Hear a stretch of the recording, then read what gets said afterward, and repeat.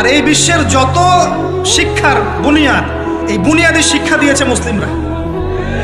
বিশ্বাস না করলে খালি আপনি 1200 বছর ইতিহাসটা পড়ে দেখেন। ইবনে সিনার নাম শুনেছেন? চিকিৎসা বিজ্ঞান দাঁড়িয়ে আছে ইবনে সিনার উপরে, নাম শুনে নেই? জাবির ইবনে হাইয়ানের নাম শুনেছেন?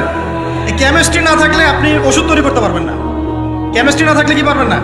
মেডিসিন তৈরি করতে পারবেন না। এটা দাঁড়িয়ে আছে কেমিস্ট্রি জাবির ইবনে হাইয়ানের উপরে, যে কি ইউরোপে বলে গ্যাবর ইবনে হাইয়ান। এরকম নাম প্রচুর আছে।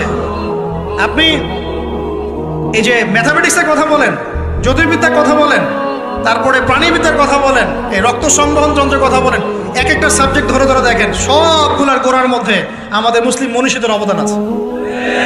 এমনকি এই যে পুরো বিশ্বের যে দর্শনগুলো চলছে, যত দর্শন, ফিলোসফিক্যাল থটস, আমরা ফিলোসফি পড়েছি, এই ফিলোসফিগুলোর গোড়ায় গিয়ে আপনি দেখবেন সব মুসলিম দার্শনিকদের নাম লেখা আছে।